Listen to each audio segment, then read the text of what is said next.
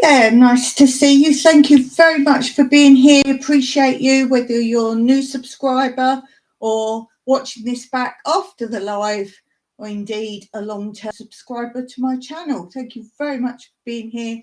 As always, really appreciate your time, because so many channels out there. If you've only got 5 minutes for me, that's 5 minutes I really appreciate. So thank you for being here. As you can see from the title, I don't know how many of you saw my community post about my little accident. I will talk about that just to catch some of you up, and obviously a bit more detail. I'm not going to make a video on it as such. As you'll see, Mike did a video for me because he said the irises were out in bloom. I was like, oh, I can't go and film them. And they don't actually stay in flower very long. So he did it for me. And oh, it says it's live. Well, we've got some situation here because Mike said it's no, this is right, Mike. It's YouTube time. I'm on YouTube time. It's got the time here. Mike's saying that the live time's wrong. Our clocks have changed in Cyprus. And obviously I've got to go on what the YouTube time says. And Mike said it's not the right time in Cyprus to do the live. But I have to go with the American time. So that's where YouTube comes from. So basically, yes. That was what that little interruption was. He's showing me that the time's different. And I was like, no, this is the live time of YouTube. Yeah, so what was I saying? Yeah, so basically he did a little video for me, and yeah, that was great. So little bit different to how I would do the video, as in you see a little different perspective, which we all see with obviously different different people filming. So yeah, we'll talk about that in a bit. I've got so many odds and ends to catch you up, and different bits and pieces as well. So I've got a few headings on my whiteboard there so I don't forget things. First of all, do check out the link below. I've actually done a link to Gails Southern Living channel, and on Gails Southern Living channel she's done it. I think this is her 3rd year doing it, if I'm right. And it's a collaboration, and it's weird growing containers. So do look out for that. And as I said, I'll put the link below to say where you can go to for her explaining more about it. I've put very brief details in below as well. If you film something for her, you have to let her know that you filmed something. You have to link her channel name within your video and description, and you have to put the hashtag, I forget, something about Weird Container 2023 or something like that, but I've put that down below. But do go on her channel and she can confirm things for you, or watch the video that I've linked below. It's great because it's something everybody can take part in. That's why I love it so much. It's my favourite collaboration of all collaborations. It's simple, it's easy, doesn't matter where you're from, what you do, you can all find something weird to plant in. It's obviously not a normal pot. You can put loads of videos out there for it. Last year and the year before, I think I've done it both years, I think. And I've always just done a collaboration of all the weird things I've used this year, and that's what I post. But I don't know whether I'll go focus on one thing or a few things this year. Rather than making lots of little videos, I'll probably do one big video again. And then she links your video and shares that out. Hold on. Yeah, and that's the YouTube time on YouTube. Why is yours saying a different time to my YouTube? Yeah, on mine, that's the time on mine. Nobody's watching. Okay. Yeah, so Yeah, but I have got people on. I've got people watching. So yeah, little issue there with the time difference, but as you know, the way I do this live, it comes up at the time that's on my computer. So and I saw that I've got viewers right now, so Mike's concerned that it's the wrong time. So right, I'll do 2 hours. I normally do an hour. Now I normally do it on my exercise bike, and obviously I can't do it on my exercise bike now because I have crutches. And my little plan was to keep doing lives on my exercise bike. And yeah, that's gone out the window right now. I think, did I do 4 on my exercise bike? Because I do a live on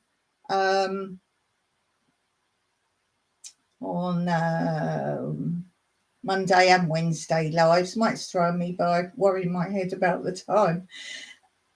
Yeah, so I was doing Monday and Wednesday on my exercise bike, and obviously I can't do that now, but that was my fitness. As you know, I go out for walks all the time, so I was going out for walks. It's all gone by the by. Anyway, what else have I got to say? Oh, I've started, because I'm incapacitated, I've obviously started doing some things that I've been putting off. One is making my rope basket. I can't show you it because it's laid out on the table. And I was given some pretty coloured rope. And I thought, I make baskets. It's a bit awkward moving around because my leg's elevated over here on my other desk. So if I'm in your live at the moment, I type a bit, but I can't obviously moderate or anything, keep typing because I've got to lean forward and that messes up my leg. Yeah, so I make baskets like this. This is, I use either card or paper. And as you can see, different formats. So I thought I'd make a basket like this out of rope. So that's what I've been doing. I started that. I'm a little concerned at the moment. I've just started the base. It's probably about that big at the moment. I'm time-lapsing it. But I'm concerned I've got to stitch it. And you can see the stitching. They might say, well, that'd be on the inside. But I thought, you don't want to see the inside. So I'm now thinking about a different way to come up the sides rather than sewing it. So that's something I'm thinking of doing, coming up the sides in a different way. I've got to see if it works. So that should keep it neat. And then maybe the inside, so it's neat on the bottom. If you pick it up and look at it, thinking about doing some sort of inlay on the inside. I was thinking possibly doing that, do some sort of inlay on the inside part. So doing that. What else? Oh, I've been doing lots of reading. Not so much because I'm trying to get the crafts done that I keep putting off because I'd rather be in the garden. Well, obviously, I can't be in the garden. So I'm trying to catch up on crafts and things first. But I have read more of my book. This is the book I was currently reading. I did read about it for you at the beginning before. I've not got a long way. This is the front bit. And if you saw last time, I haven't got tons further. It's one of those books I thought by reading the back I'd really enjoy it. If you listen to my reviews so far on the book, I was kind of getting a bit confused because it jumped around a bit, but I got that sorted out. And now I'm finding I'm interested in it, but it's not one of those books I can't put down or, oh, I must pick it up again. There's lots of, I would say, slightly padded out rather than getting on with it. Hence the big book, maybe. I think it could have been more sharp. And as I say, yeah, I'm not like, oh, I really must read the next bit. I tend to now be reading it just to see where it goes as I've started it. So let's hope it's got a really good ending and that I get more into it as time goes by. Maybe it gets more twisty or something. So at the moment, this is probably a 4 out of 10. 4 out of 10. So, as I say, if I start a book, unless it's like really terrible, then I don't carry on. But most books, I do give them a chance. It might just be a bit of a slow burner. So maybe that. And I did finish my circle puzzle that I got lent by a friend. Again, I have videoed doing this, but this will go up on my other channel, Tranquility Through Life's Natural Beauty, and you'll see that there's funny shaped pieces. Obviously, it's a circle puzzle, so there's no edge per se, and they're not standard shaped pieces.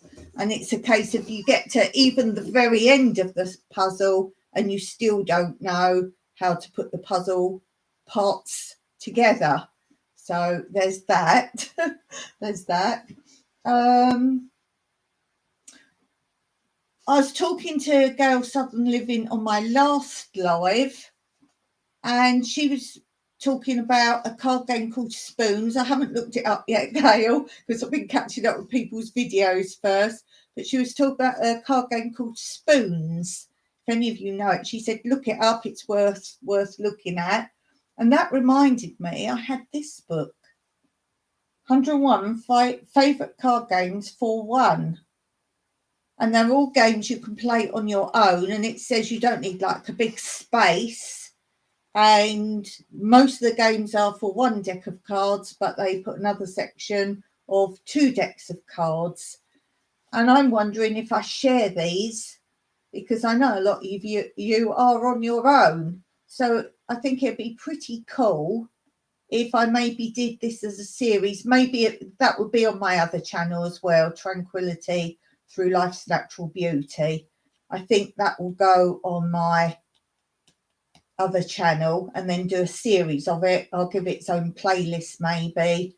I think I might have a playlist called Games or something like that. Games and Puzzles maybe. If I have, I'll put it in that. If not, I'll do it separately of its own. And it's very simple to follow. It's not one of these books that's so complex to follow how to play. I mean, for example, oops, I've got bits of paper in there. This page here is one game. So this is books I like. I don't like games with tons of instructions. And it basically gives it a name, but if it knows other names, it's also called by. It tells you what size space you need, and this is small. It tells you what level of game it is. So this one apparently is very difficult. Now, it doesn't mean difficult to follow. It means the outcome of the game. It's not like, oh, that was easy. It means a difficult outcome, so more challenging. Then it shows you the layout, how to lay out the cards, which you saw in the picture for that game. So it shows you how to lay them out. And then it's got how you win the game, how you play the game, which is like one small paragraph. And then any alternatives to the game, it tells you underneath, and any slight variations of how you play the alternative version of the game. So I will definitely be sharing this. So if you'd like to see that, this is something I could be doing. Why I can't do anything else? Because I can't even go around and film content for you at the moment. So, yeah. So there's that. And then while I was looking for that book, I've only got like a double bookshelf where these sort of books are, but I couldn't remember what it looked like. While I was looking for it, I came across this, which I've completely forgotten I had. These are my, what should we call them? Not reading books, not novels. These are kind of different books, if you like, research books or topic books. And I forgot I had this. Look, games. And this says, from backgammon to blackjack, learn to play the world's favourite games. And I kind of recalled it when I saw it. It's so thin that I obviously didn't notice it in the bookcase prior. Now, when I was at school, in junior school, which is middle school, I don't know if any of you guys where you're from had a similar thing, or indeed if you're even from England, where I was from, if you had it in your area. But I think it was once a month you had like this little leaflet, but I'm pretty sure it was literally one bit of paper folded in half. So only like 4 sides, I think. Maybe it had a few more sheets. And it got taken around, one to each person in every class. And it was books, and it had a brief description of a book and a picture of it. And you could buy the book. So you could go home, ask your parents to fill in the back if you were allowed to have it. You took the money in an envelope. And it was called Chip Club. And it's because the logo was a chipmunk. Why? I don't know. Books are made of paper, paper's made of wood, who knows? But Chip Club. And then when I was, one of the jobs I worked at when I was an educator, and I went and worked in a nursery school, they had a similar thing. Someone would come round in a van once a month and give out better leaflets of books you could buy, and they could be a mixture of all sorts of things, but obviously adult books. And I think that's where I got that from, because I'm always looking for obscure type books of interest and topics. And funny enough, I think I was saying the other day, I've always wanted to learn backgammon. Got no idea how to play it. It looks interesting. It looks easy, but one of those games, if you think ahead and you can be strategy with it, I think there's like levels of players, if you like. I don't know anyone that actually does play it, even though it's very popular. So when I saw here it had backgammon, I don't have a backgammon board. But I'm sure you don't actually need a board as such, because my Mike, he can make things. Let's see where backgammon is, and then we'll see what else is in here. Let's see, backgammon, page 14. Backgammon. There, backgammon. I can't see what I'm showing you. Sit at this angle. It might not look it, but at a weird angle. Oh, look, you can see my fibre optic. You don't normally see that. It says backgammon is fast moving and treacherous. 2 players race counters around the board. The first to guide them home and out is the winner. Although this is a game of great strategic skill, the rules are relatively simple. That's what I thought. I thought it was simple. All I know about it is you throw 2 dice and somehow you move the counters like this. That's all I know. The aim. Excuse me if I'm just educating myself on backgammon. Is there a game you want to play and you don't know how to play? I play chess. I learnt chess when I was about 8 years old. Learnt it at school. It was like a club. And my boyfriend in middle school, he said, I can't play with you today because I go to chess club. And I'd never really like, what's chess? And he said, come and play, I'll teach you. And I learnt chess, and I went back home and taught it to my dad, and he was really interested in it. The aim of backgammon. I think I just read that bit, didn't I? The aim in backgammon is to remove all your pieces from the board before your opponent. To do this, you must bring the counters into the home board. Home board. Right. Okay. So if I'm looking at the board here, black's home board is here, white's home board's here, and it says black's move in this direction. Oh, you go all round. You go around the board. And white's moving this direction. So white's go from here. I didn't know that. Setting up. Each player begins with 15 pieces. If you've got a quiz night tonight, backgammon 15 pieces. One side has white, the other has black. The pieces are always set up in the same way at the start of the game. The pieces are placed on points. On many boards, the points are already coloured, but that has no bearing on the game. These two diagrams show how the board looks at the start of the game. So I think it's this picture here. Okay, I didn't know that. Learning. And by the way, if this live is an hour early, then I think I'll keep going for 2 hours. Mike showed me his computer and it said right now on his computer, it said it was an hour prior to what my computer's saying. So one of our computers hasn't changed or has changed wrong, because I'm going by the computer time, because in my mind that's YouTube time. Is it not? Who knows? Anyway, I'll just keep going. Where are we? Beginning the game. Each player throws a dice. The player with the highest score begins using the scores from both dice. After that, the players take it in turns to move, rolling 2 dice at a time. I knew that. I knew you throw 2 dice.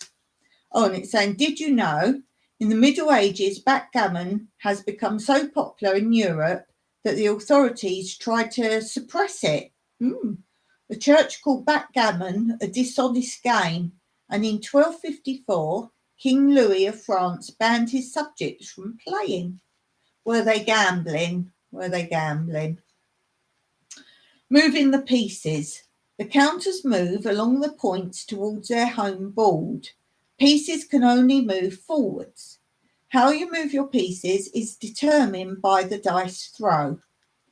You move one piece, the amount on one die, and then move the other piece, or the same piece you just moved, the amount the other die. So you can't split the amounts up. So if you throw a 2, one piece has got to move 2. If you throw a 5, one piece has got to move 5, or I'm taking it that one piece can move all those movements. Here we go. Let's suppose the opening throw is 4-2. With this roll, white may choose between several different moves. The diagram shows 2 of the possibilities. One counter may move 4 places, followed by 2 places, the move shown in blue.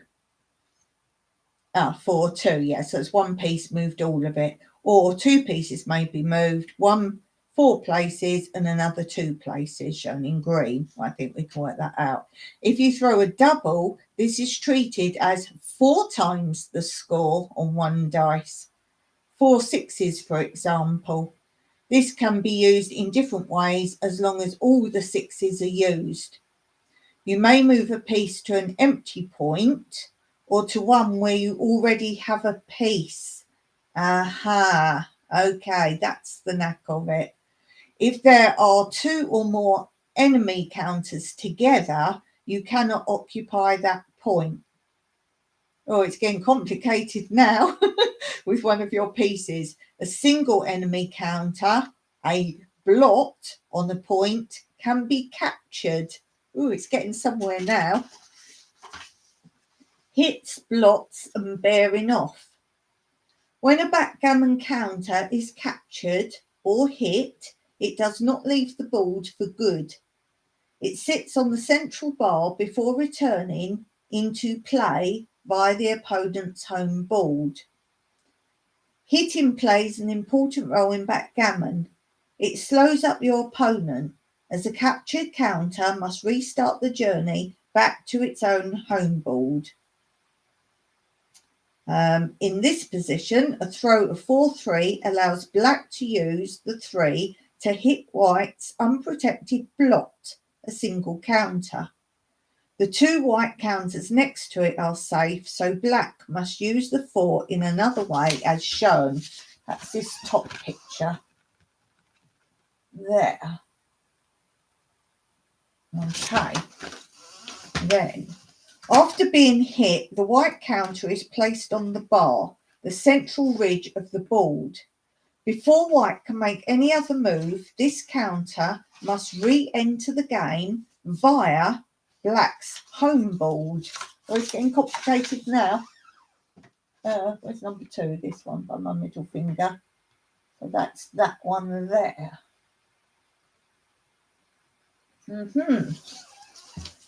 Then, when you return a counter to the board, imagine that the points are numbered from 1 to 6. Suppose white now throws 5-2. The 5 point is already occupied by black counters, but the 2 point is vacant. So the white counter returns on the 2 point and the 5 is used elsewhere. If white had thrown a double 5 or a double 6, the counter would not have been able to return to the board and the turn would have passed to black. So that's this picture here. There. Finishing the game. The first player to remove or bear off all their counters from the board wins the game. Before bearing off can begin, a player must move their counters into the home board, diagrams 4 and 5. Diagram 4 must be that one then. So 4 is there. That must be diagram 5. There. Okay. With all the black counters inside the home board, black is ready to begin bearing off. If black throws 5-3, 2 counters can be removed, one from the 5 point and one from the 3 point. White is behind in the race. Before bearing off can begin, one last counter must be brought into the home board. Suppose white rolls for 1, the last counter is brought inside the home board with the 4, and the 1 is used to bear off a counter from the 1 point the race is on. That's this top one still. Okay. Black's next throw is a double 6, a great stroke of luck. Remember, a double gives you 4 times the score on 1 die, so black has 4 6s to use. The 6 point is empty, so black bears off from the next point down. 3 counters are removed from the 5 point. The 5 point is now empty, so the final 6 is used to bear off a counter from the 3 point. White is less lucky with a roll of 6-2. As we have seen, the 6 could be used to bear off a counter from the 5 point, but the 2 point is empty. White cannot bear off from the 1 point as there are still counters above the 2 point.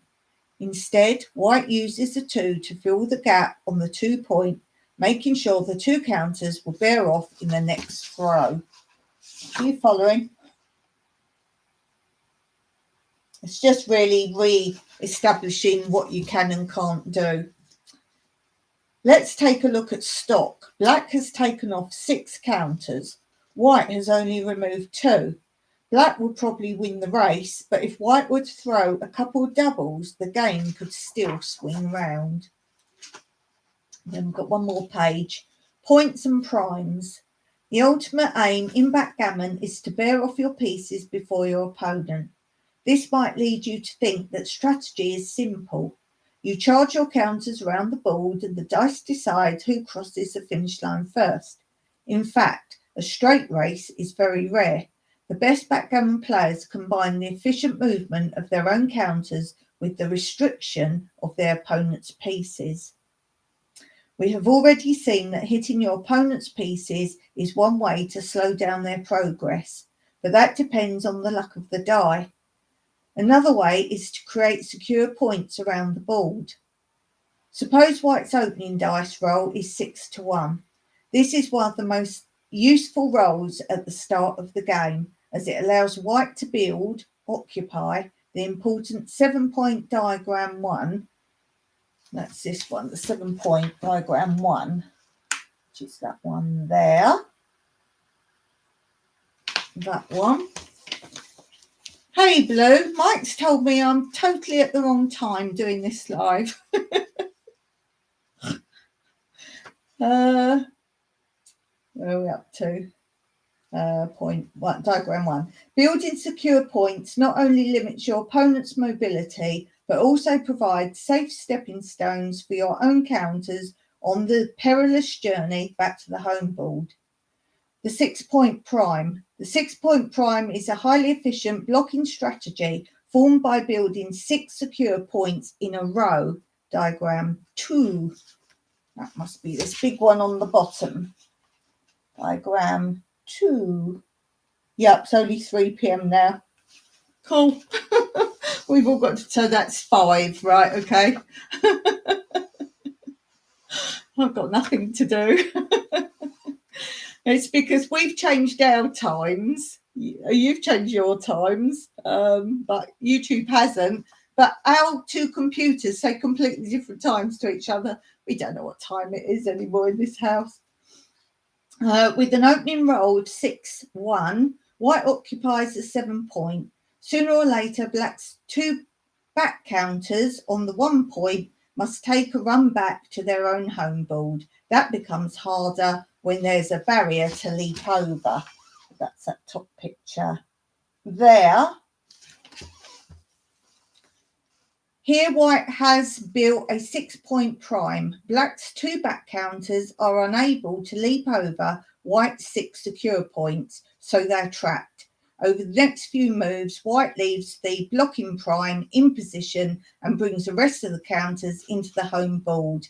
Even if the 2 black counters in the corner do finally escape, after white brings the 2 counters on the 7-point into the home board, then white will be way ahead in the race to bear off.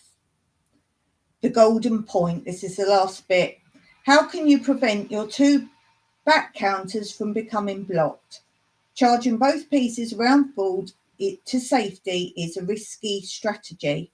Even if one piece makes it, the other could be stranded, then hit and blocked by incoming enemy counters.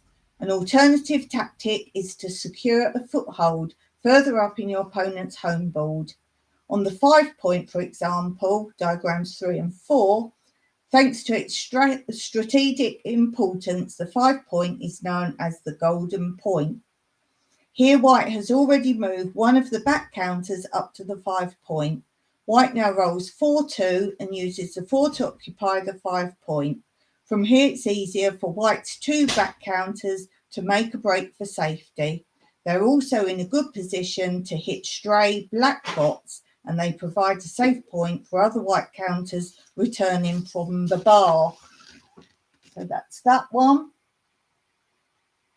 And then the last diagram. If your opening roll is 3-1, occupy the golden point in your home board. Not only is it the first step in restricting your opponent's back counters, but it prevents them from building on the 5-point themselves. So I hope someone's learned that from there. I learnt the beginning part as I was reading it. I'll have to study it as I go along. It's fine, don't worry about it. No, I just keep going. So that was good that I found that book, because I was saying I want to learn backgammon. What other games are in here, just out of interest? We have ancient games. 9 Men Morris, I'll have that. Let's go through the thing. I'll go and look at them in a minute. Used to play backgammon. I've never played it, and I don't know anyone who does, but I've seen it, and it just looks so intriguing. 9 Men Morris, Fox and Geese, backgammon, Go, chess, Mancala, drafts, and then there's card games. First card games, rummy, cribbage, whist, spades, hearts, blackjack, poker, and then questions and answers. A lot easier than they make it sound. Yeah, I think some of that, I can't read and listen to what I'm saying. I got the first bit because I was going slow, but I think a lot of that was just kind of reiterating how you can move. So I'll definitely give it a go. I have to go and look in find a charity shop and see if I could get a board. But I was saying at the beginning, Mike can make stuff like that, I'm sure. Yeah, so you've got some ancient games here. Just a little bit about some ancient games.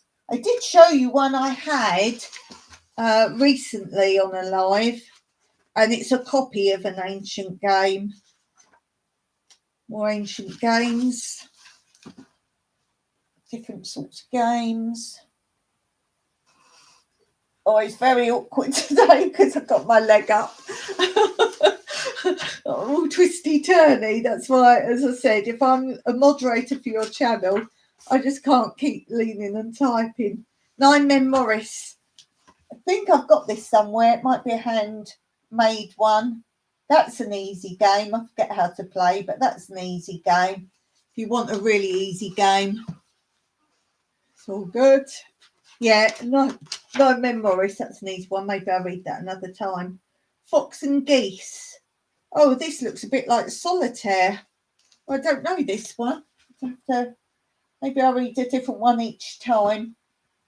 Kind of looks like Solitaire. Is that not Solitaire?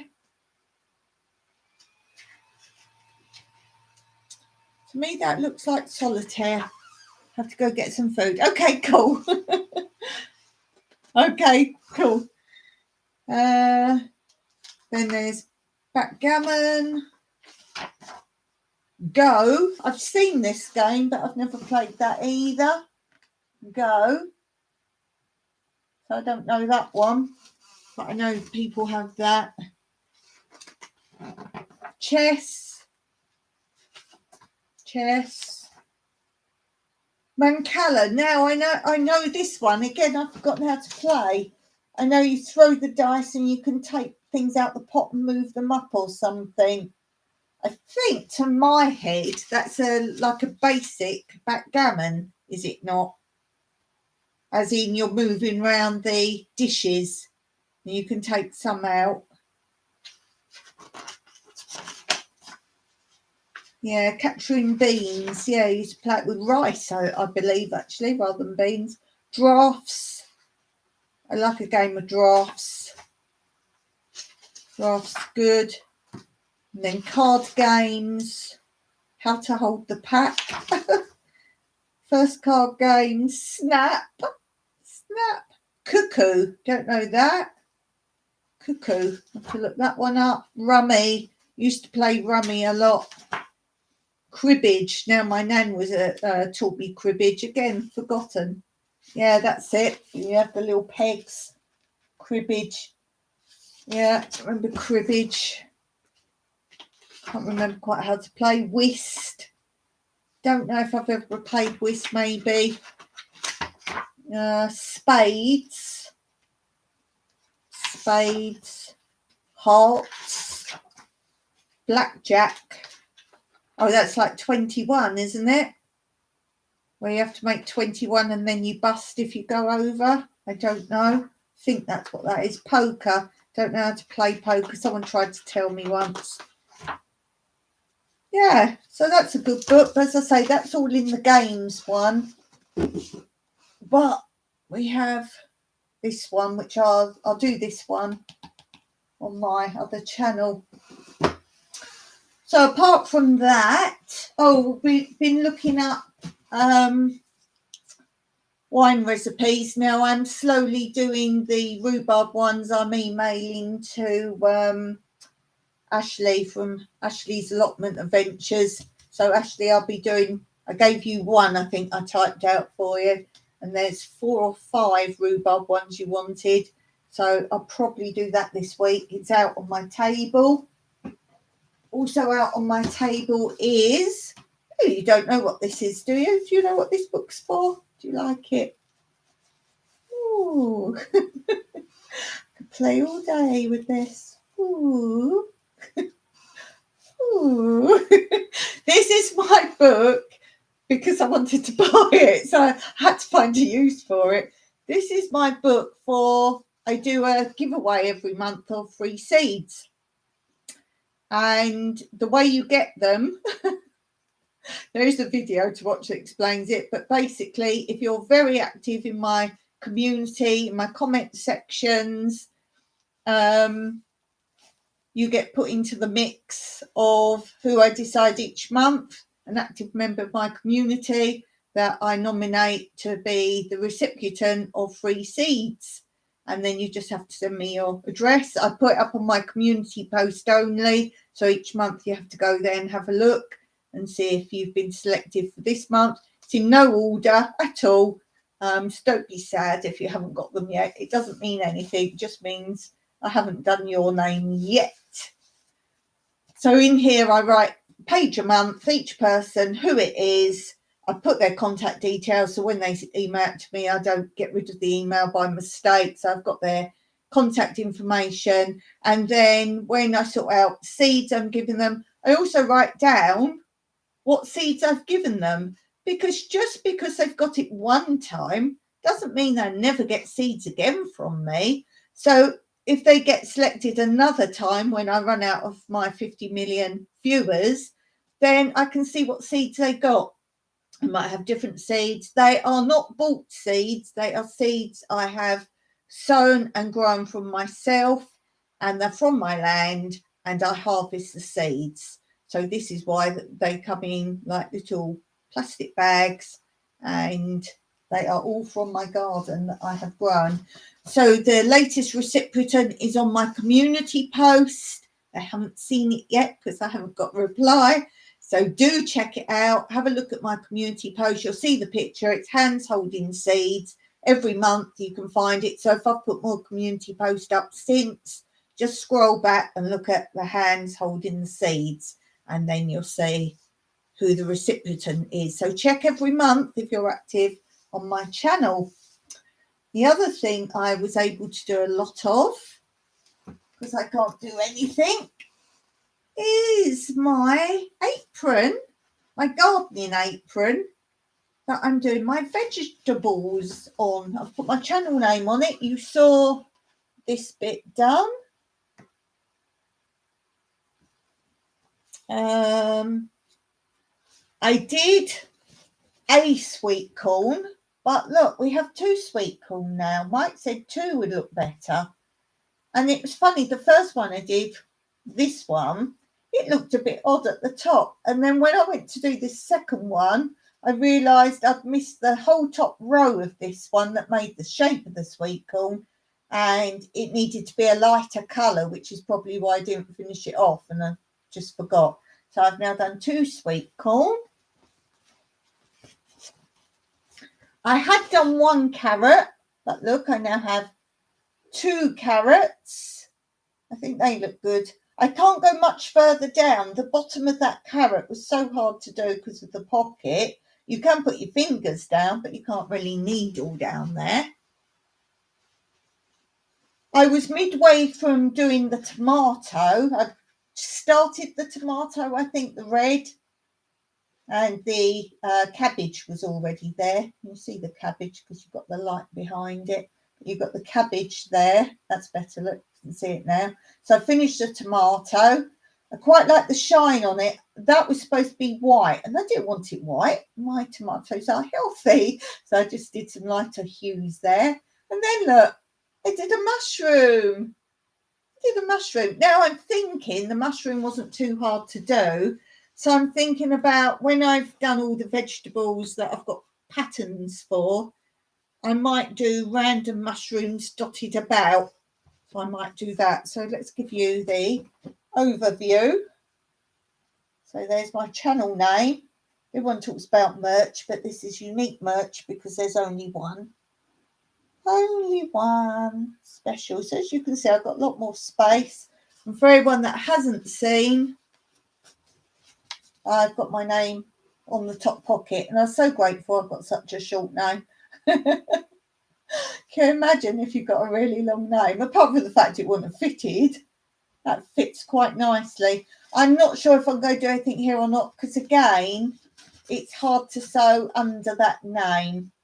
So if I did anything else here, I was thinking of a vine or something, a vine leaf going round. I don't know yet. I'll see. Maybe just leave that as it is. We shall see. But what do you think? So I've done a bit of that. I can't do too much at once because I have hand issues. So I can't kind of sit and do loads of it, but I've had time to do lots, a little bit. Hey, Peter, I just put my apron down and I saw you. Hey there, what's up? Dawn's on crutches. That's what's up. But because my time's gone a bit skew with here, I'm going to have to wait till my proper time to talk about it. I say, but yes, I did it all myself. I haven't finished yet. I got more to do. But this is what I've been doing. I've been incapacitated. Been doing my apron. Yes. I will discuss. There was a bit on my community post that says what I've done. On Blue's live not her last one. Was it her last one? On whenever it was. I thought I'd only sprained my ankle at that point, but I ended up going to ER and I had 12 x-rays on knee, hip, ankle, foot. Oh dear, I've messed myself up just a little bit. Yes, messed myself up a bit there. So I've managed to do some cross stitch, so that's pretty cool. What else? I said about the rope basket I've done. Obviously no garden. I sent Mike out to water the garden. He doesn't like to do that and what's growing because he feels if something dies, then it must be his fault. Yes. So he's not happy doing that. I'm sort of stuck indoors. I'm saying I'm sitting here. I do actually look quite straight, but I'm sitting. For me, I've just turned the whole computer around so I look straight, but I'm like completely on the skew with.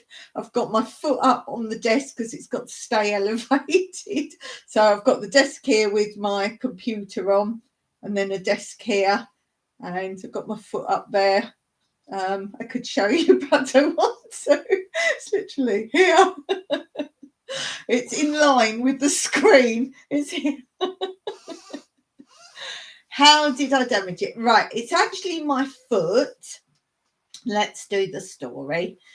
So I was planting out my beans, and the beans have been an issue from the start.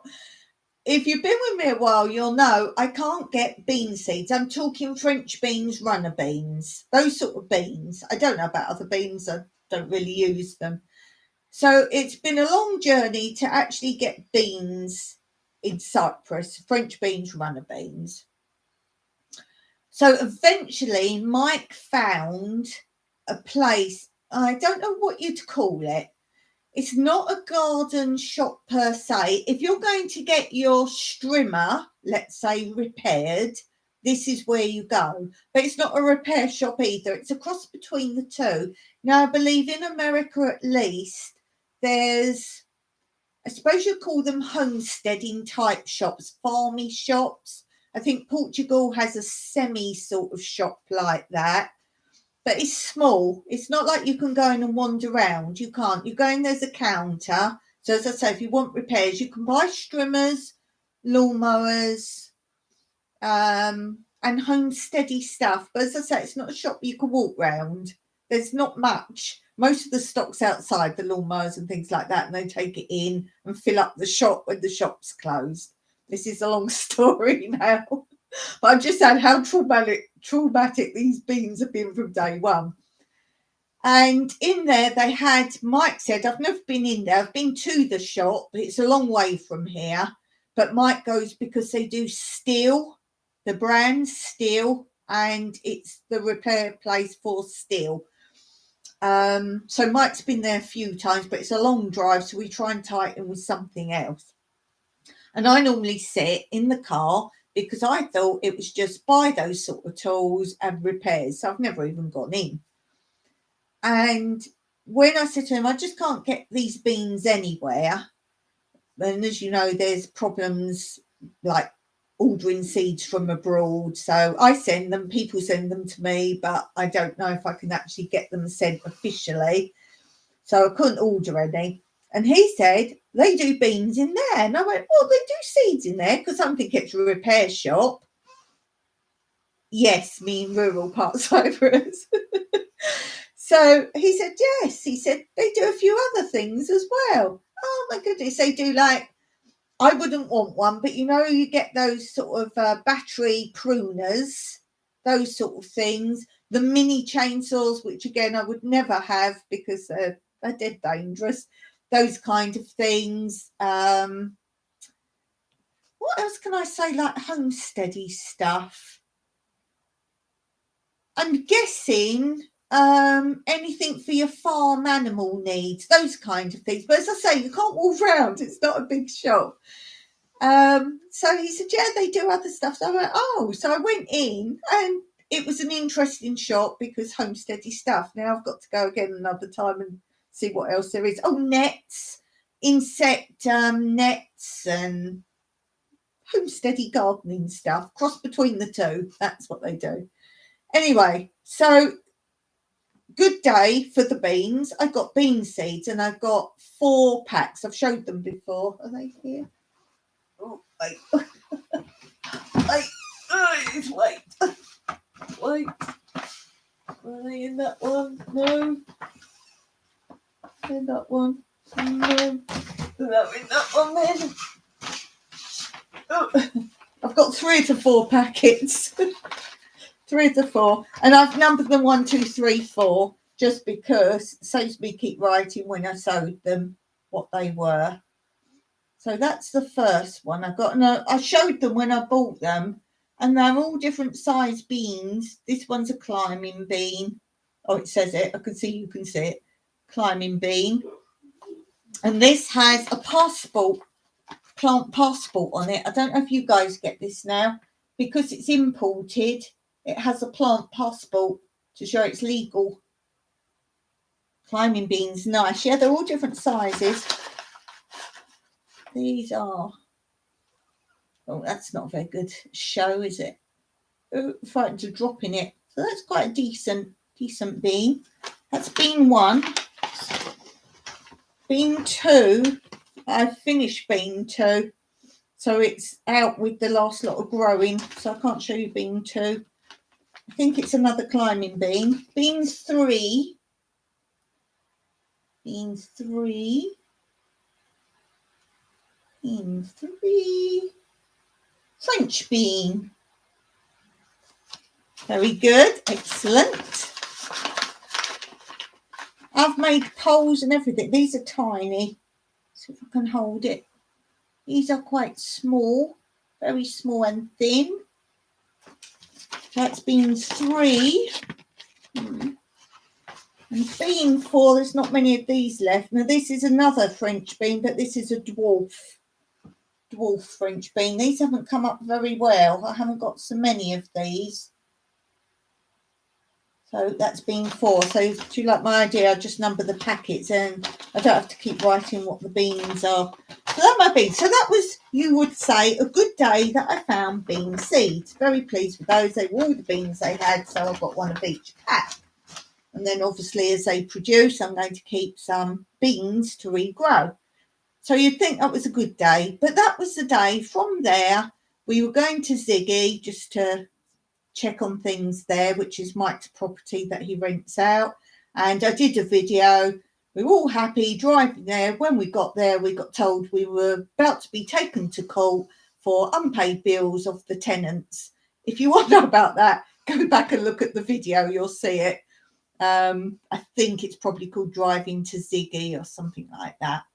So that was a good one. Raw beans. No, they're the only beans I have. Only beans. Only beans. So I've now made in a, what's it called? Words escaping me now. I'm on medication. What's the thing? Raised bed. in one of my raised beds, I've made bean poles, but not your standard bean poles. Oh no. I've made a video on it, so you'll see. So I don't need to describe too much. But I've made my own work of art. My own work of art. I had a plan. I started to do the plan. But then I realised I wanted to grow, instead of doing the poles like middle, side to side to the middle, I wanted to do along a side, almost like a trellis. And then I was thinking, and then do the other side. And I did the first side. I thought, hold on a minute, it's going to be hard to get to any beans that are then growing on the inside. So I've done one trellis. I use the term loosely. One trellis of bamboo, because we grow bamboo, so I'm only going to use bamboo. And then I've done the side kind of things. You'll see in the video. Got them all planted out. I was carrying one set at a time because I've numbered them. I didn't want to get them all mixed up, so I've labelled them growing bean 1, bean 2, bean 3, bean 4. So I didn't want to take the whole lot out, so I took out bean 1 and I put that in one place. I've marked so I know which beans are there. Bean 2, bean 3. As I was carrying bean 4 out, we got kind of steps going down.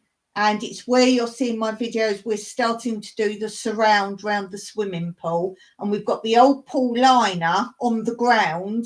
And we're going to put the slabs on top of that, which Mike's randomly laid out to sort of see how many more we need. Because we're not buying them, we're salvaging them as we find them. So they're scattered, not put down, laying on the old pool innards of the old pool lining. So they're loose. So I'm walking with the false lot, and one moved as I walked on it. And from that bit, we got a step down and a step down. So I didn't fall down at all. I was still standing, but I went from this step wobbly down to the next one, and nothing hurt. My knee, I've got a little issue with. I think it needs some surgery, like my right knee got done many years ago, and it feels the same. It's like a thread in the knee, and you suddenly get like a sharp pain up like a thread at the front of the knee, which is what I had in my right knee, and they took something out. So I felt that, which I get if I lean forward too much on that leg, like if I'm standing, say, with that foot in front and I lean forward to do something, I'll get a sharp pain up that knee. So I felt that, but nothing else hurt. So I carried on down the steps, down some more steps, planted all the beans up, finished filming it. I wasn't walking around then, I was just sort of filming around the beans. Nothing hurt. Then I was walking back to the house and I walked up steps.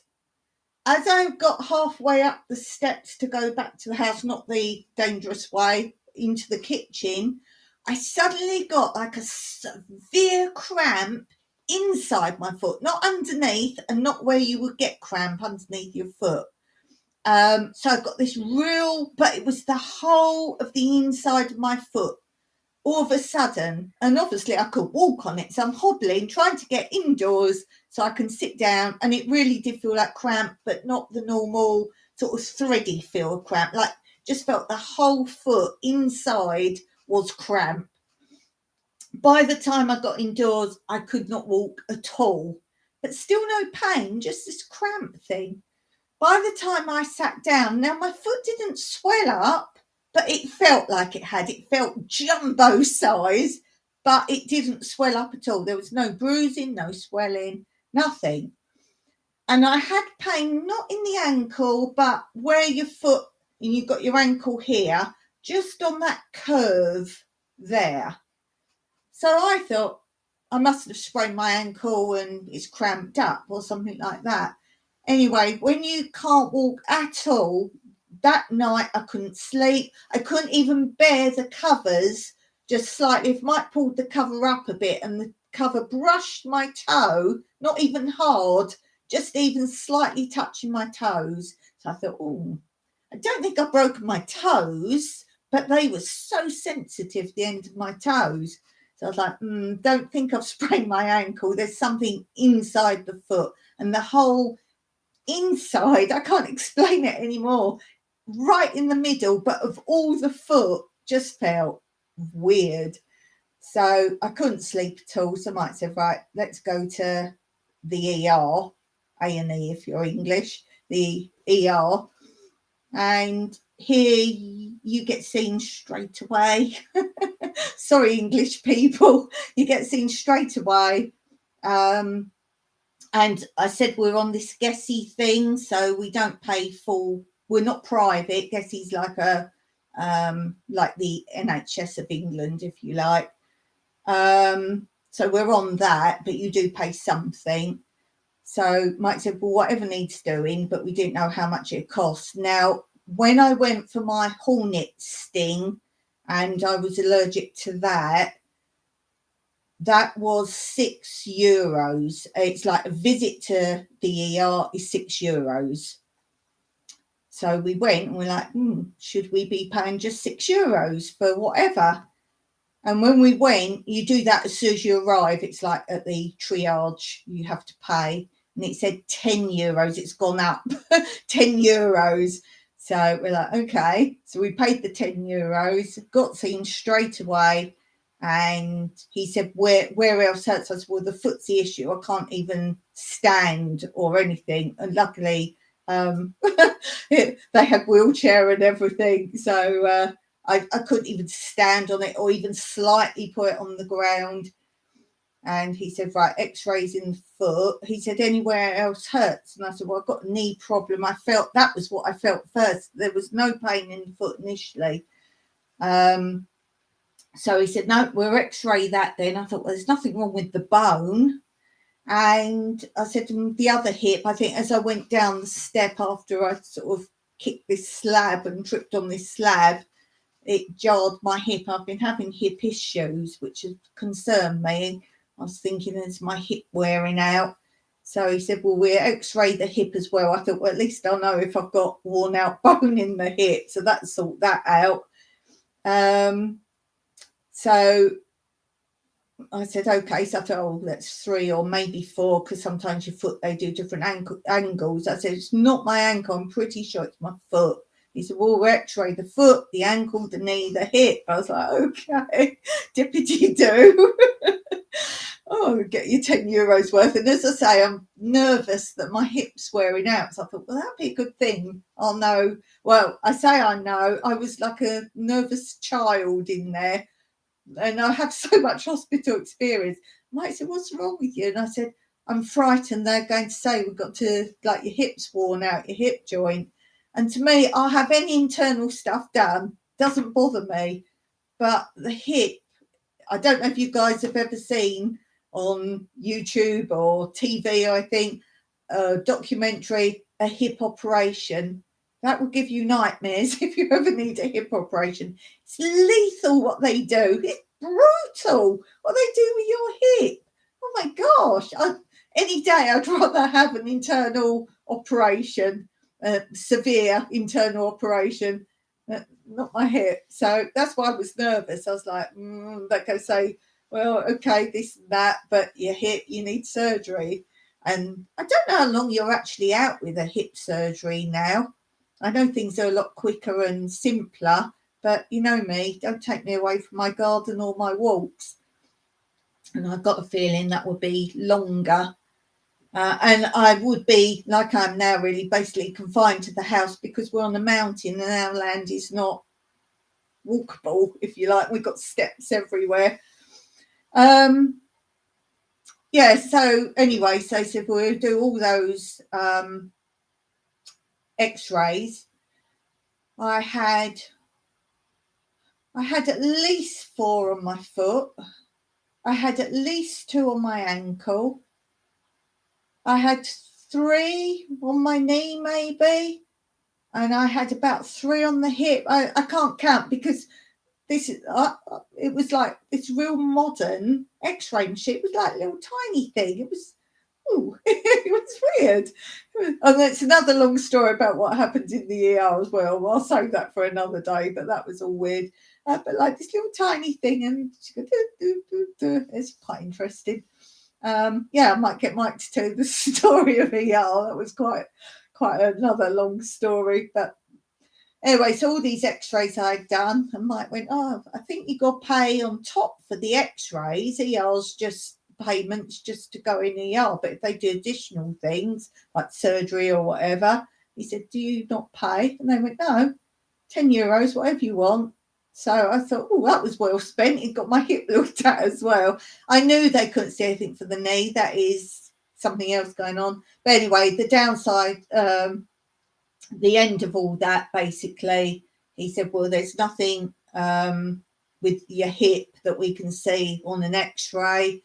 He said, if you want to go further with that, then go to a different department. But I've done all the tendons and all the ligaments, and my foot still hasn't swollen up. It's bigger than the other one, but it's not bruised or massive swelling. I can feel if I put my slipper on, it's tight, but it's not agony tight. And I can now just about put my foot on the floor, but I'm on crutches, obviously, but I can put my foot on the floor and walk with the crutches. So it's quite a quick recovery in that respect. So he said, you've totally shocked the foot. And he said tendons and ligaments, which will explain why the toes just touching. I did start to wonder if I'd broken insignificant toes, because toes can vary. I've broken toes left, right and centre, but it depends on what toe you break. As to some toes, you don't even know you've broken them sometimes unless you can see it, but other toes are more significant for standing. Peter says you're doing physio. I do my own physio because I was trained as a physiotherapist. So seeing as the hospital is quite a long way away from us, didn't really want to do that.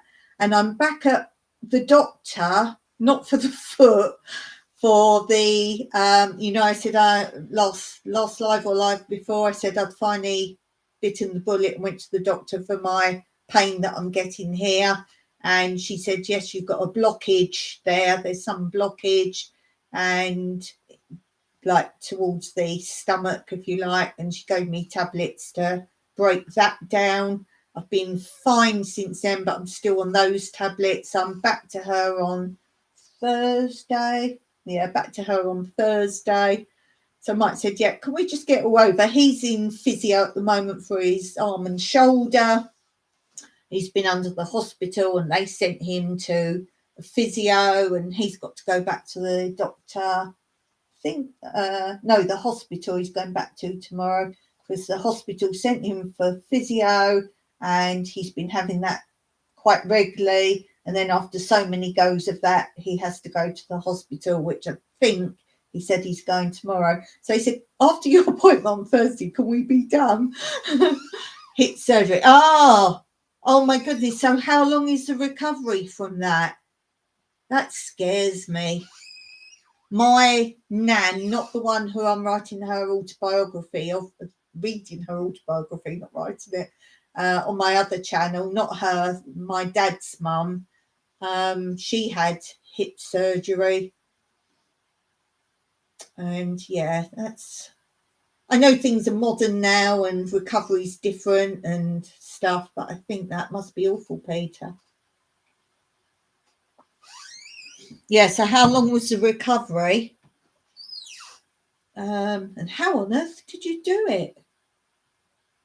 How on earth did you do that? That's terrible. That's really bad. So yeah, I'm back to the doctor on Thursday, and then she'll probably say don't take the tablets anymore, and then we'll see if I'm recovered or not. I'm hoping so, fingers crossed. But yeah, we didn't pay anything else, just the 10 euros to be admitted into the ER, basically. It's your entrance. And they got a big sign up there, obviously in Greek, big sign up to say when you've paid your money, you can't ask for it to be refunded. Hip surgery, no vertebrae fracture. Oh, that's a bit I just read. Yeah, I want to know how you did it. Did it at work? That sounds awful. That must be painful. Oh my goodness. My goodness. That must be really bad. I wouldn't like that. As I say, you can do everything internally to me. Well, I've had a lot of things done, but no, not hip. You hopefully feel better in just time for Easter. Yeah, hopefully. Our Easter is next week. Because we're Greek Orthodox, as you know. So yeah, it'll be the next 3 weeks is our Easter. So yeah, at least because we had the volunteer and I was doing a lot of work while she was doing that. I wanted to get round and show you what I'd been doing while she'd been doing that. We are pretty straight with the garden mostly. There's obviously always things to do, but I've done quite a lot of work. The planting, it's almost there. I've got a few more seeds I want to do and sow and that, but on the whole, it could have been a lot worse timing. Definitely could have been a lot worse. But yeah, I wanted to get round and film all what I'd done while the volunteer was here. Some things I did with her. I've got that to post. I haven't posted that yet, have I? I've got a list of things I've filmed tons but not edited. We took her to Colossi Castle. I filmed all that, all the castle. So I've got to edit all that. I've done 2 more walks. So I've got to edit those. You're still behind on the walks. I don't know what letter walk you're up to, but the ones I've got to edit are part 2. I've done part 1 because they become 2 parts if they're really long. So part 2 I've got to edit, and walk S, but you're not up to that yet. I've got my last indoor garden I filmed on the 23rd of March. I haven't edited that, so you'll get that. So just know a lot of it's not quite in real time yet. Mike's made me a new growing box. I filmed that, but haven't posted that.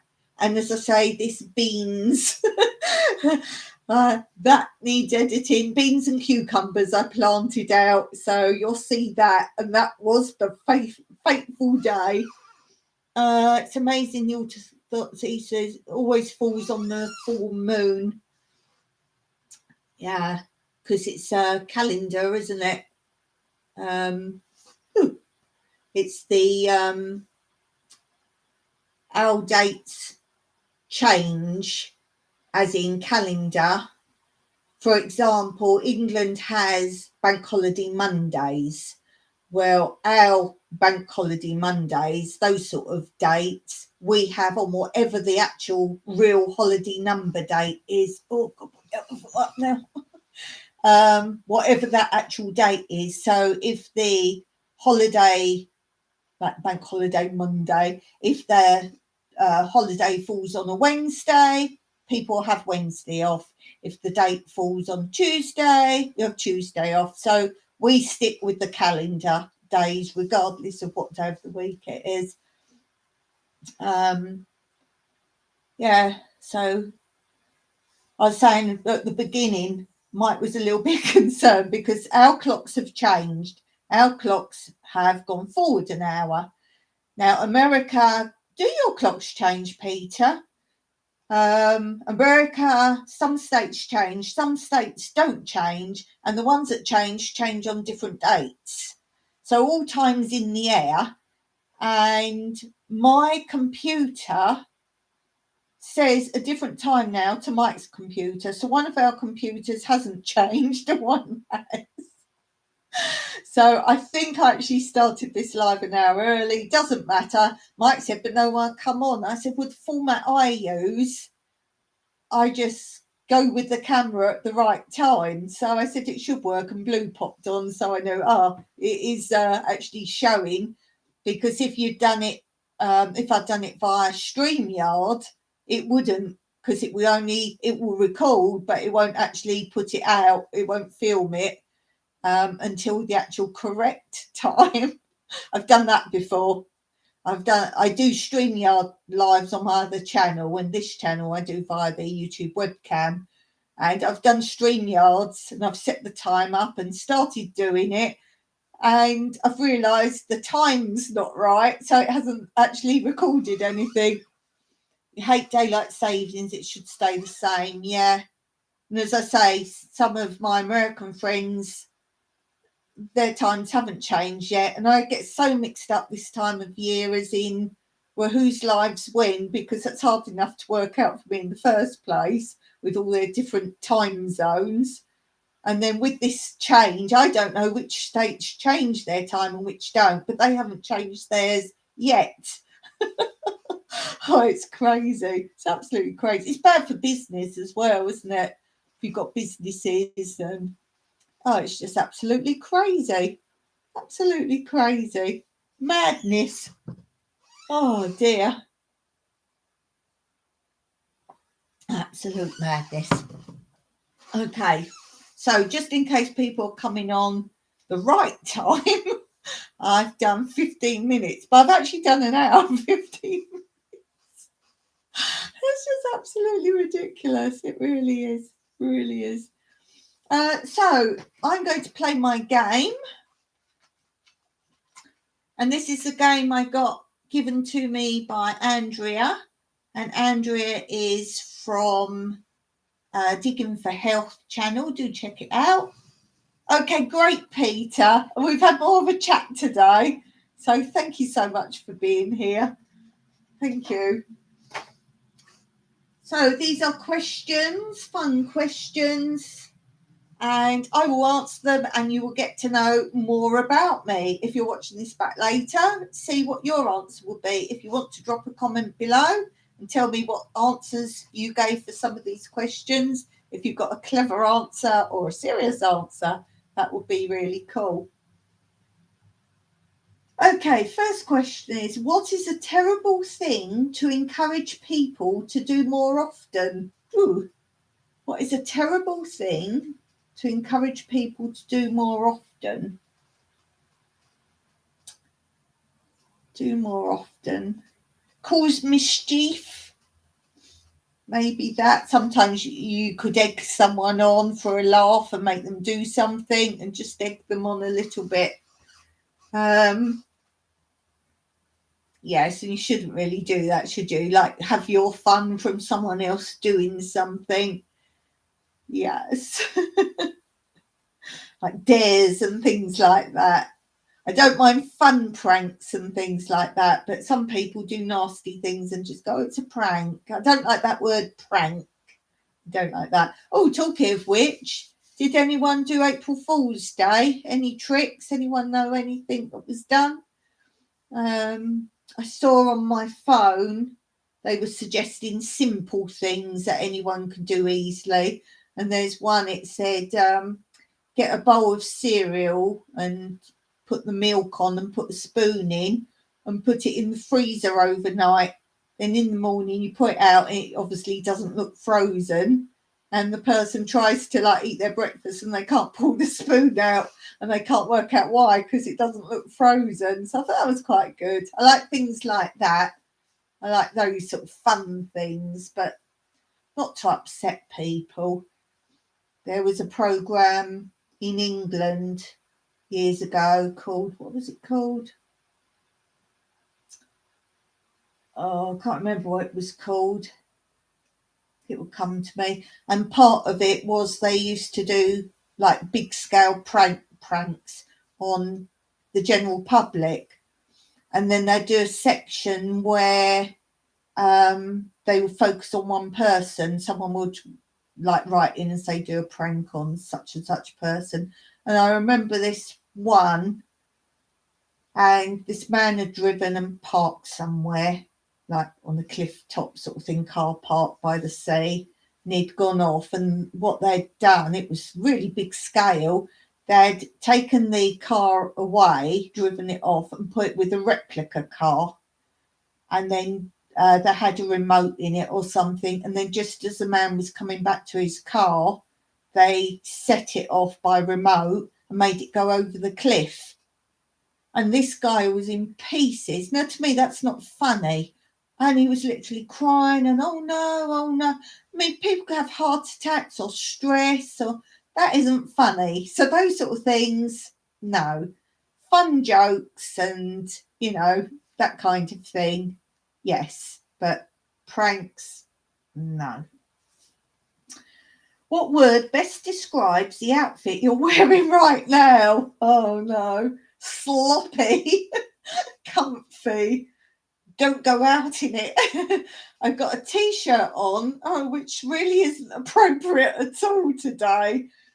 It says, I don't know if you can see. No, you can only see the top still.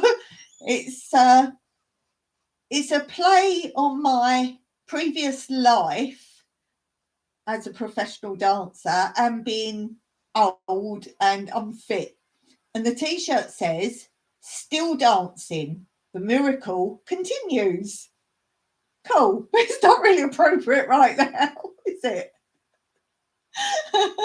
It's because it's a nice big comfy t-shirt, nice, and just got grey tracky bots on and my big winter slippers because they're comfy and I could get them on my foot. So yeah, I would say sloppy that I wouldn't be seen in. But it's all right for you guys, isn't it? Oh dear. Where is a terrible place to meet your future spouse? At a funeral. Can you imagine that? Can you imagine people always go, "Where did you meet? How did you meet? Where did you meet?" Wouldn't that be awful? Oh, we met at someone's funeral. Oh, worse than that, the woman could say, "Oh, I met my husband at my previous husband's funeral." Oh, that's got to be even worse, hasn't it? Oh, that's got to be even worse. That's got to be even worse. Yes, I think we'll stick with that one. What would be a strange but effective way to deal with body odour? Oh my goodness. Eat loads of garlic, no one notices. If I just think you've eaten loads of garlic and let it go. But yeah, that one. Counteract it with a stronger smell. What gadget would you like to own? We did this one the other day. This is the trouble. I dropped these last time. So some we would have done, some we wouldn't. And my answer was basically a transporter that gets you from here to somewhere completely different in like seconds. What should nobody have to eat? Well, I say plastic, but do you guys know fast food and processed food contains plastic? Chewing gum is plastic. So you shouldn't have to eat plastic. Are you desperate? Yes. What makes you feel calm? Oh, just going out here, walking in my scenic landscape. All the walks I show you are literally right here, right here. I don't get in a car. I don't go miles before the walk begins. If you go on, does anyone do geocaching? I know a couple of channels that I watch that watch me do geocaching. If you don't know what that is, you can get on an app on your phone and basically a map comes up of your area, your location, and it marks all these points. And you can walk to it. It's to encourage walking, but a lot of people get in their car and go to them. No, it's to make you walk. And you go and find, like a treasure map, if you like, but you can see like X marks a spot, basically. And you walk to the place and then you have to find a container and you write like that you've been there. And then you can, like it gets crossed off of the location. There's more to it. There can be treasure at the location and there's other things. But the main point is you're supposed to go to this point and find a canister. They can vary in size between like bullet size. I've done videos. I've showed like some of my walks with finds. They can be like, like an old fashioned camera film, like what the film used to come in the case. They can be bigger. There can be chest. It tells you what size you're looking for, so you know. And yeah, so basically you can look me up on the geocaching map and you'll just see how rural it is, or Google me. If you want to find out exactly where my house is, just go onto Cyprus and on Google Maps type in Olive Farm Retreat and it shows us on the map. So you'll see where I am.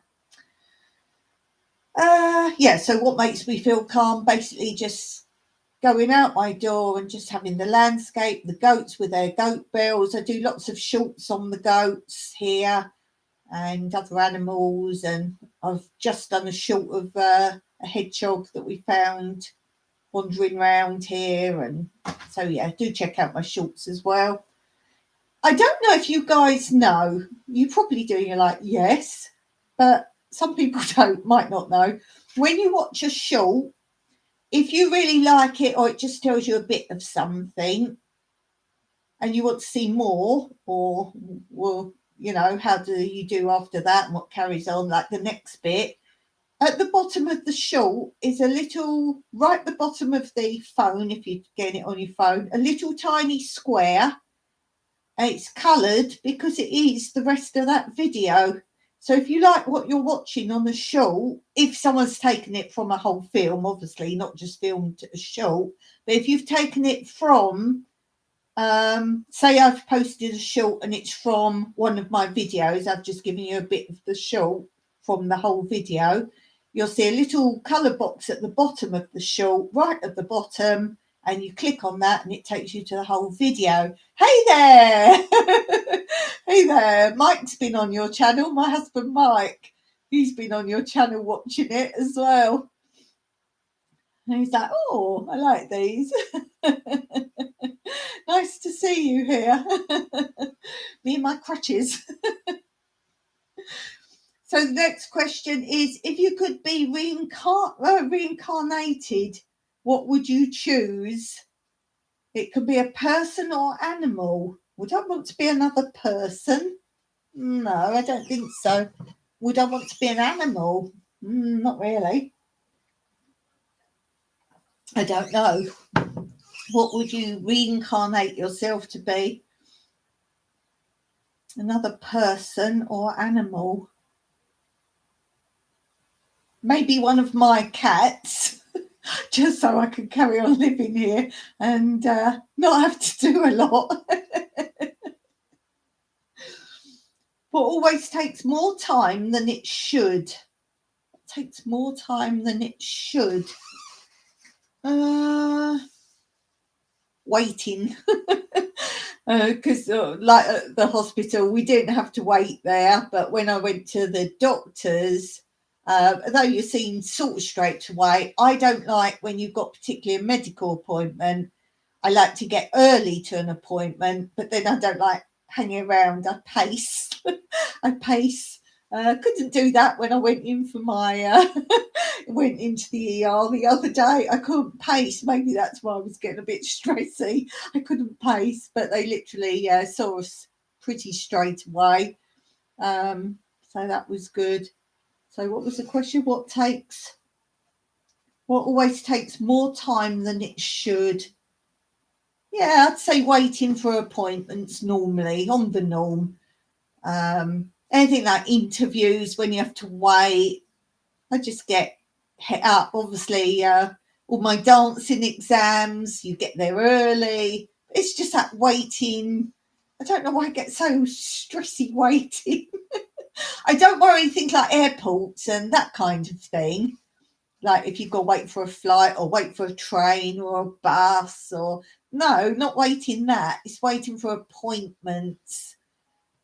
Maybe because I don't know what they're going to say or do, or yeah, waiting for a dentist appointment. So I'm going to say that feels like it takes more time than it should. I'm going to say that. Yeah, that's what I'm going to say. Where is a great place to host a wedding?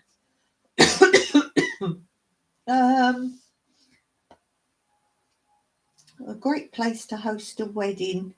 I think somewhere special and different. I think somewhere really different.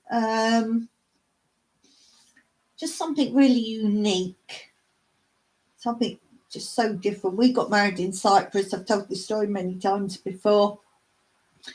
And we got married in one of the, you see these little Greek chapels, the little tiny things. That's what we got married in. And then we went on, I say a pier, but it's much more than a normal pier. And we had a boat trip off the pier, just me and Mike after the wedding. And then we came back to this pier where they had a dance floor. That's why I say it's not a normal pier. Dance floor and all the tables set out to eat and all that. So for us, that was pretty cool because it's our life is now in Cyprus. So that was the start of us together, getting married in the country we were living in. What do you do that's really irresponsible?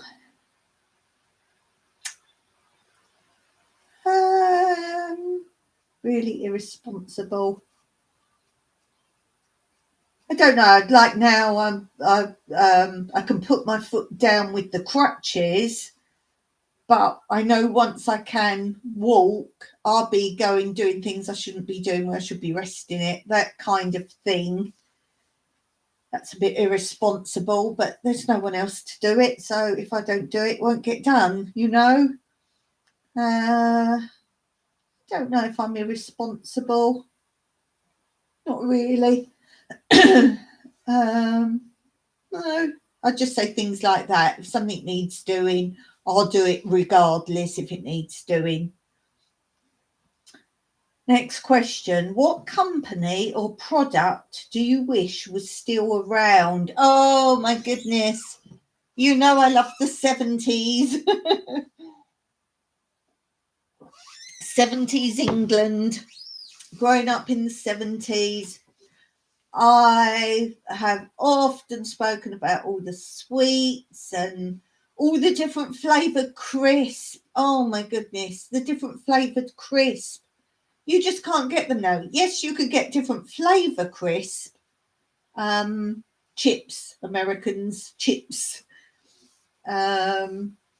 Chips. I'm talking about chips. Crisp.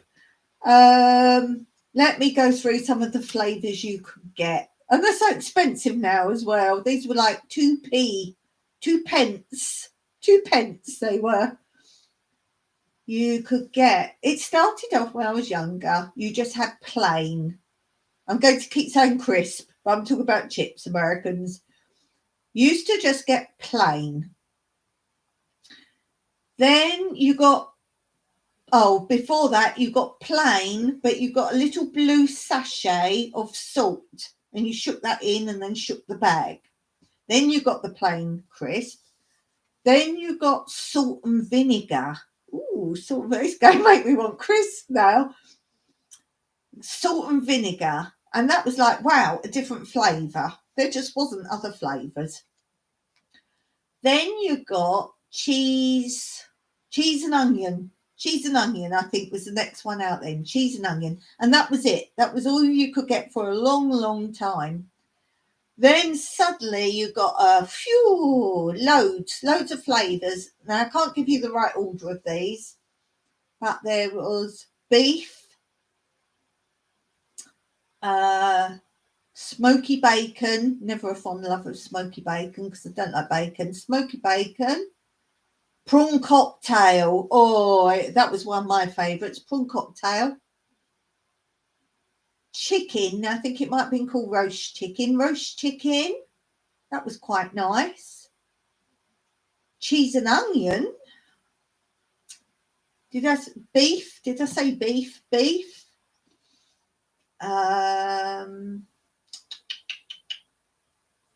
Then time went on, you suddenly got loads more flavours. Oh, Bovril. Bovril was one of the second phase. Bovril. Yes, then you got like another phase where they just went crazy, anything and everything. What was it? Oh, sausage and onion. Sausage and onion, that was really nice. There was probably like tikka or whatever, that sort of or Caprica or something like that, but I'm not into those sort of things. But I think there was something like that. What else was there? And then they started to do competitions to bring out like really weird flavors. So you had like breakfast flavor and things like that. Oh, was there oxtail? Don't know if there was oxtail. I might be imagining that because there was definitely beef. I don't know if there was oxtail or whether I'm imagining that one. So don't quote me on that one. What else was there? But there were loads. You could then they just all lined up, and the company was Smith's Crisp, and they were all lined up. It was like food, and yeah. So I would say that if anything, you could have back. If I had to pick one thing, I would say that company or product. So company Smith's doing their crisp of all those flavours. And I've probably forgotten some. If you know of any more I've forgotten, do remind me. But yeah, there were loads. So I would say that overall. But any sweets of the 70s with their original names, I get so annoyed because of European and everything else. They changed a lot of the names. You had April Fruits, which is now Starburst. You had Marathon Chocolate Bar, which is Snickers. You had Treats, which are basically a form of M&M's. Revels. So many things, names, and not just sweets and things name change. You've got Jif, which is the cream cleaner for bathrooms and kitchen. That is Sif. And the reason for some of those brand names is like Sif and Jif is because it was Jif, and the letter J obviously isn't a thing in many countries, and they wouldn't know how to pronounce it, so got changed to Sif. But that annoys me when things change their name like that. Okay, what's the time? I'll go a little bit more. What do people always mistake you for? If we're doing a serious answer, a drunk. And that's because with my brain condition, when I'm having an issue, as in it's my brain's shutting down, I start to slur and I stumble around like as if I'm totally drunk. And I've said before, I went into a coma on the street and I was just apparently left there. And until a shopkeeper had sort of seen what happened, realised no one had called an ambulance or anything. And she eventually called an ambulance, apparently. And the paramedics told me later on when they came to see me in hospital to see how I was, because I'd had all my bag and everything stolen while I was unconscious in a coma. So they came to visit and they told me the story. And they said she kept looking out and wondering why no ambulance had come and why there was no one sort of standing around to make sure I was all right. And she went out there eventually because she couldn't leave the shop prior till another member of staff come off break or something. And she came out and she said, you know, why's no one done anything? They said, she was drunk. So we just left her. Perhaps she was on drugs. So that's a serious answer to that one. Aside from money, what is a great way to reward someone? With kindness, not just kind words, but reciprocate kindness. Treat people how you want to be treated. So, as I've just said, treat everyone all the same. You don't know that person, you don't know causes, effects, what's really happening. I like to portray myself as quite a happy, get on with it soul, but deep down you don't know what's going on in my head, what's happened 5 minutes ago, things I might not be sharing with you, that kind of thing. So just basically, I wouldn't like the word reward, but just treat everyone how you want to be treated and treat everyone with the same respect.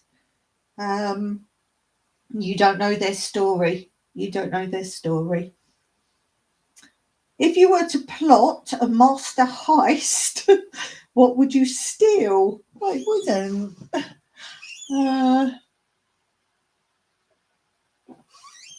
I've stolen Michael's love. I've stolen his heart. He keeps reminding me. Oh, let's say that I've stolen his heart, but not intentionally, so I didn't go and like make him love me. No. But yeah, I've stolen his heart. Let's say that.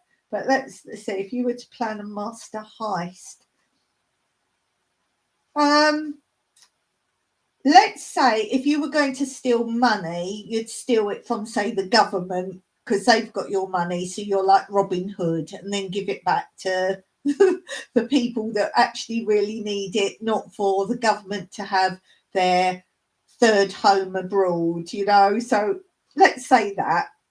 Let's say we put it back where it should go. What comes to mind when you hear the word fresh? I don't know. Food, fresh food, fresh juice, orange juice, squeeze of fresh orange juice, new, fresh, new, spring smells. Sounds like therapy. What's the word comes into mind? Fresh air, fresh. What game are you great at? What game are you great at? I like ball games, but what am I great at? I like Pictionary.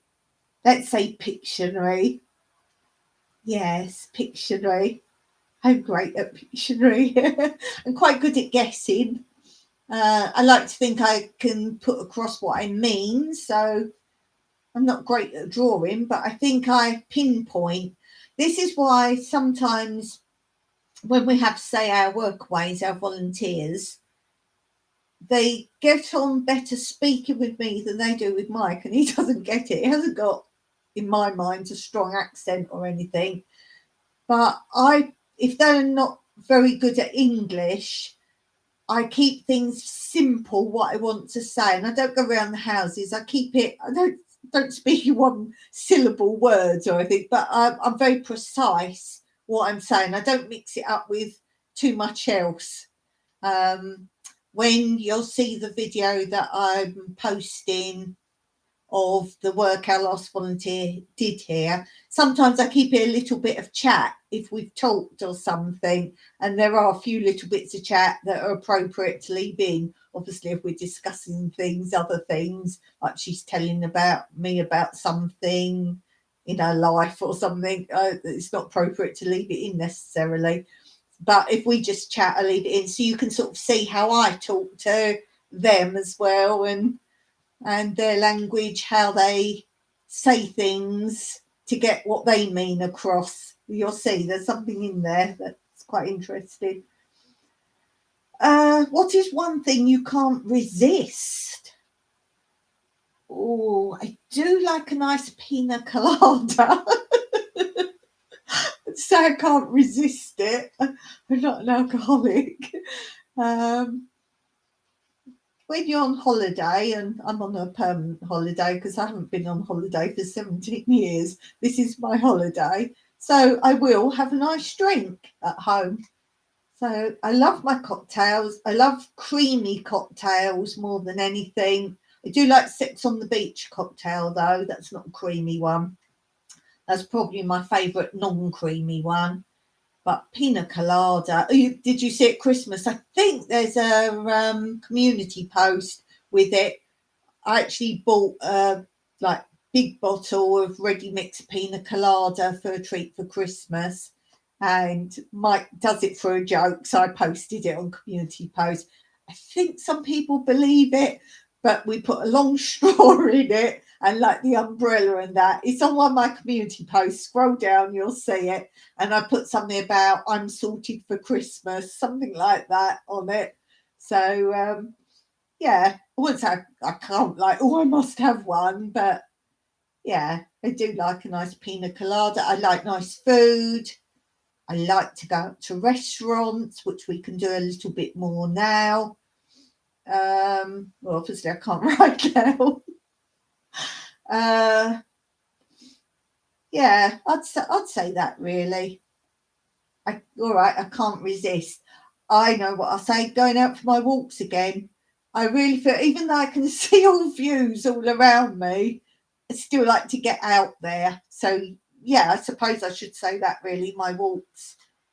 I need to get out and walk, even though I can walk on my land. When we first lived here, people said, "Oh, do you go for many walks around there?" I said, "Oh no, the gardens is too big. By the time I've walked around my land and looked at everything, oh, that's enough for me." Because I just wasn't used, obviously, to so much land. But now I like to go out. I like to go out for my long walks. What's the time? I'll do a few more questions. What is the one thing preventing you from being the greatest person in the history of the world? My body. My body. Definitely. It's worn out. I've definitely aged.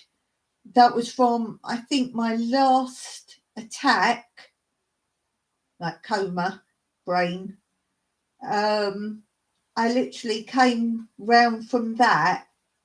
I talked about it on a live, and I literally suddenly got this aged face. I've got this. I never had this, and suddenly it's there. Yeah, and I was just trying to do something about that. I was doing exercise bike on every live, doing an hour every live, going on my exercise bike, and I was going to start getting fitter again. As I say, I've got hip problem, knee problem, foot problem, all sorts of other disabilities. So I would say I was a professional dancer, you wouldn't believe it, and I couldn't even do half of it now.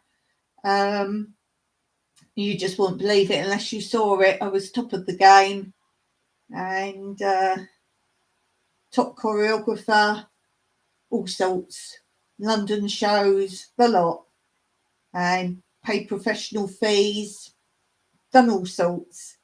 But now, yeah, it's my body. My body, that is the thing, definitely. In what way do you waste the most time? I would say YouTube. Now, I wouldn't say that's wasting time because I love you guys and I love doing it. I love editing things like the volunteer videos. I like getting all the little bits, all filmed, all random, and then making a video out of it, putting it in order, making a bit of a thread to it and a bit of a story, like link it up. I've just done a time lapse of making the circular puzzle. Don't like editing that because that's what I call boring edit, because obviously you just got the same thing all the way. I like lots of bits of film to put that, so I love that. So I won't call it a waste of time, but if I wanted to get anything else done, it certainly uses a lot of my time. Oh, bless you. I'm still live at the minute. I'm still live at the minute. So yeah, I wouldn't call it a waste of time, but anyone who does social media or YouTube or anything, if you say, "Oh, I haven't got time for something," maybe drop some of the hours you are on social media. I only do YouTube, and that is the main reason, is I think I put enough time into that than to start doing anything else. And I want you to know anything that's I'm doing is here. Not, oh, well, that's there, that's there, that's there. Yes, I've got other channels on YouTube, but that's because Tranquility Through Life's Natural Beauty is more my odds and ends that aren't really related to this, my life here. There might be a few gardening bits on there, but any tutorials and everyday stuff is on here. Crafts and things like that are on the other channel. And it's also my other channel. It's a good way that I can, I've converted, or Mike's converted, all my videos that I've filmed in the past. He changed to like CD, like a disc, video disc, whatever you call it. And now he's converting all that onto my computer. So I'm now trying to go through all that. This is taking me time, converting all that into videos. So, for example, my Yorkshire Terriers that I had in England, I filmed their whole lives, basically from when I first got them from puppies, all through their lives, having their puppies. So things like that I want to keep. So I'm making that into a series on my other channel. All my long haul holidays that I used to have, I want to keep all that footage. So I'm putting that on the other channel. So obviously the other channel is odds and ends. But as I say, you might see a bit of here and some other bits and pieces. But it was a way for reading my nan's autobiography. I've got it written down. It's no good me just holding that. I'd like to share it with people. It's so interesting. Was born in 1918, and it's like growing up in London and how they got jobs then and what sort of jobs they had. And I just think it's really interesting. There's some funny bits in it. There's some sad bits in it. You haven't got to the episode yet, I think. There's one bit, I don't think you've got that bit yet because I've recorded quite a few of them, so I'm not sure what's posted because they're in order. So you really need to start with the first one if you're going to watch it. It's got its own playlist. I think it's My Nan's Autobiography, it's called. And it literally starts from where she started the book. And I just read a little bit each time because I don't want it to be a great big long thing. So they're quite short, but start from the beginning. And a really sad bit is she's got this fiance, and he goes to work in Soho. Now, if any of you know Soho in London, in the olden days particularly, it was there were lots of murders and people kidnapped you off the streets and sold you as slaves, and all sorts of things went on there. And he got a job in Soho, and he's talking to her on the telephone, and suddenly the line goes dead. And that's it. And she said, hello, hello, down the phone. And she can hear someone else breathing down the phone. And she said, who's there? Who's there? And the phone gets hung up. And her and her dad go and look around Soho and whatever else. And no one's ever heard of him. And they say, and he was never found. So that's a sad bit. So, yeah, all sorts there going on. So, yeah, that's really what my other channel is. But I feel everyone each to their own. But I don't know how I'd find time for everything else. All right, I've got my land and my garden, and I like to go out and walk and do things. I like to do crafts, not so much. Time do I spend on those so much now. But I like to read a lot and obviously spend time with my husband. So for me, I feel YouTube is enough. So if I want more time, I'd have to reduce that. And it's not just doing my own channel, it's catching up with all you guys too. I'm nearly caught up with you all. Nearly. Some of you I've visited. If I haven't visited you, I'm still catching up. But I'm not one of these who just goes on, writes a message. I watch your video from start to finish.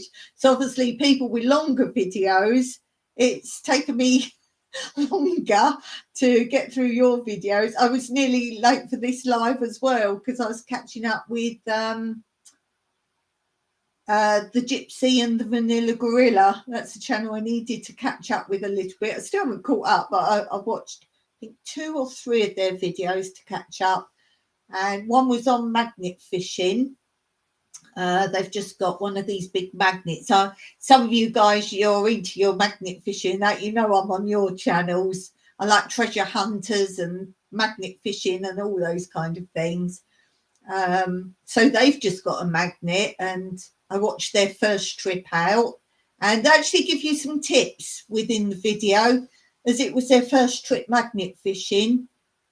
that she said, oh, we should have done this, or oh, if you're going to do it, do this and do that and bring this and bring that. So that's quite handy if you're looking to start that.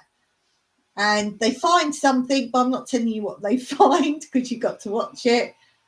I watched another one of theirs. Oh, it's I like when people go and buy stuff at like sales and garage sales and charity places, any of those things. So if any of you guys have got those sort of videos, do drop me a link to it. I will come watch them. I like those. And they went to this pallet store. I don't know what they called it. Pallet something, and showed all that on another channel I just watched that's done gone to similar sort of places, that like a charity place, is My Mountain Home and Kitchen. Do check her out, she's lovely. And she's just been to one, I forget what she calls the place she went to, but instead of prices for the items, they weigh them. So you get like a trolley and fill it up with all the stuff you want. And then you take it to this weighing machine. They've already weighed the trolleys, so they know what the trolleys weigh. Or sometimes she said you have big containers, like plastic containers there. And they weigh them so they know what they are, deduct that off. And you buy the stuff with weight. So whether it's clothes, or she bought some of these really huge books, you know what you have at schools, so all the class can see the pictures and that. And she got clothes. What else did she get? Oh, tablecloths, really big. Obviously, they're going way if you've got heavy tablecloths. Children's fancy dress outfits, they're obviously not going way very much. Yeah, quite a few bits and pieces. So I'm catching up slowly and surely. Well, I think I'll go and finish there. There was a little hiccup with the time here, as I said at the beginning, because the change of times, and some places have changed times, some places haven't. So today I actually did 2 hours. So I was right on both counts, whether you're in the old time or the new time. So whichever time span you're in. Oh dear. In Cyprus now, it's 7:30 at night. Yes. Weirdo. But as always, guys, I sincerely do thank you for being here and just listening to my waffle and my real life. And thank you for all the kind messages. I've had so many people messaging me, emailing me, or through my channel, wishing me all the best. I am grateful for what I do have. So I will never dwell on my problems, my issues. I will let you know.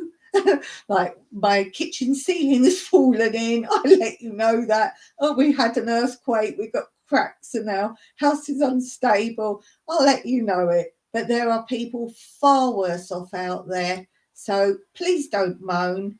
Please don't say, help me, someone, because the people helping you are more often the people who are just getting on with their lives and their issues.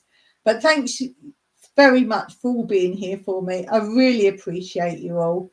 And until next time, Meraki.